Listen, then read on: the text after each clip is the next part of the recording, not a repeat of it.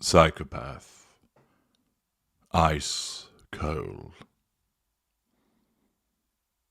As I walked through the wintry expanse, a certain detachment settled within me, shielding me from the biting cold and desolation around me. The landscape stretched out endlessly, its frozen architecture stretching far into the distance. The palpable silence was broken only by the occasional crunch of my boots sinking into the deep layer of snow beneath. My breath clouded as I made my way across this stark, white world. The sting of the cold on my face was welcome, for there was no feeling within me. The emptiness loomed large, and the sensation of cold on my face enabled me to at least feel something.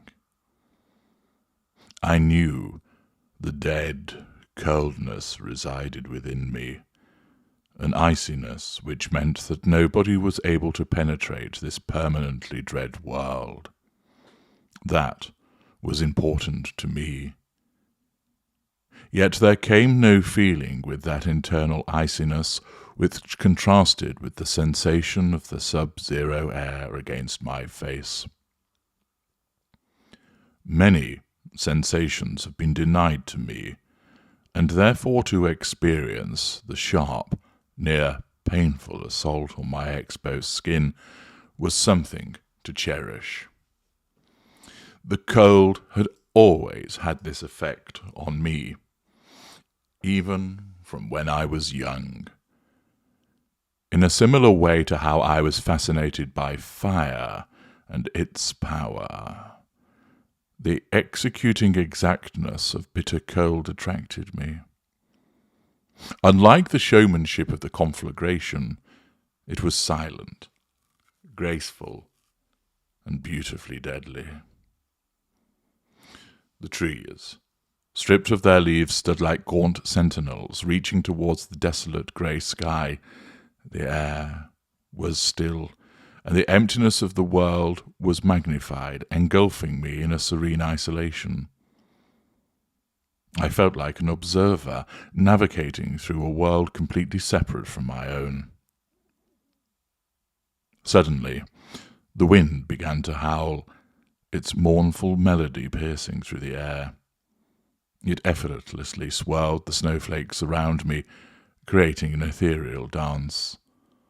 But even as my footsteps resonated through the frozen silence, the scene barely registered any response within me. I could see it all, yet all I felt was the cold against my cheeks and nose. Long ago, I had sought to feel on this occasion, but nothing arose on the long march, nothing save the embrace of the cold. I had to have that embrace. It belonged to me. It provided a foundation for focus.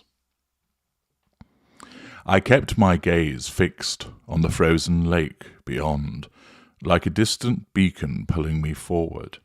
Its surface seemed solid and unyielding, a vast expanse of icy blue stretching towards the horizon. Though devoid of warmth, there was a certain allure to its frozen majesty. It represented an unforgiving power, a metaphorical embodiment of the detachment I felt within. As I approached the edge of the lake, I couldn't help but appreciate the intricate patterns in the ice, streaks of deep blue intertwined with veins of pure white, resembling a mesmerizing work of art. I observed the cracks forming spider webs etching their way across the surface, as if the ice itself were surrendering to the relentless grip of winter. Despite the desolation surrounding me, I found a semblance of recognition in this stark, unforgiving environment. In its emptiness, I was free to wander, free to explore the depths of my own detachment. As I reached the edge of the frozen lake, a gust of wind swept across its surface, creating a shrill, whistling sound that resonated within me. It reminded me of a sound that I had heard a long time ago. I stood there for a moment, observing the returned stillness and the vast emptiness that lay before me. The world felt suspended, as if time itself had frozen along with the lake. My purpose was clear, my determination unwavering, as I trudged towards the frozen heart of the lake, disconnected yet strangely content in this frozen wasteland. Each time I had to take these steps, the ice sometimes straining and groaning under the weight of my advance, or, on other occasions, it remained utterly silent, its thickness easily able to accommodate my footsteps. With each step onto the icy surface, my detachment seemed only to deepen. I pushed forward, driven by an unyielding sense of purpose that overshadowed any hint of emotions or sensations that this desolate landscape might evoke in others.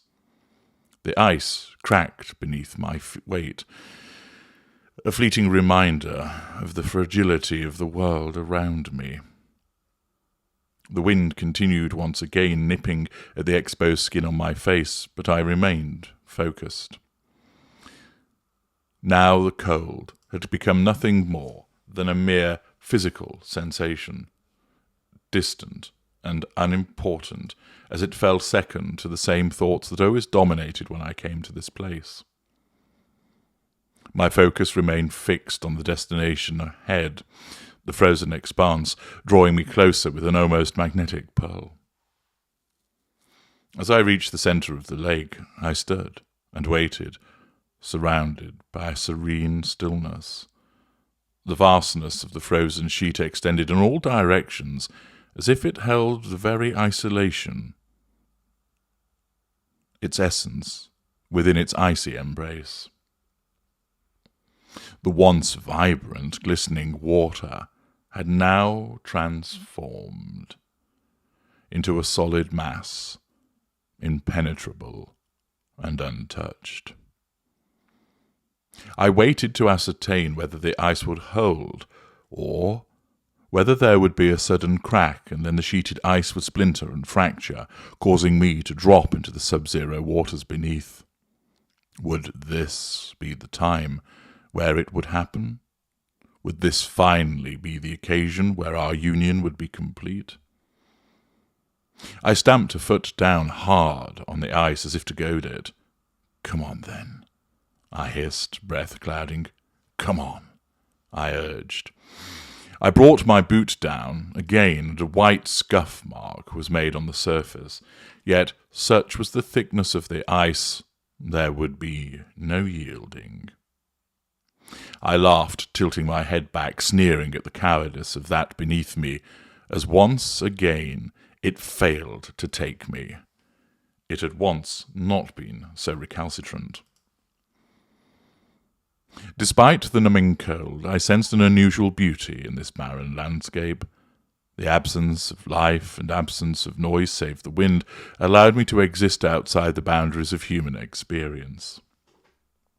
I found eventually companionship in this silence, recognition in the emptiness that mirrored the depths of my own detachment. I remained ice-cold within, surrounded by the cold once again, as the lake had shrunk from pulling me beneath its darkened waters.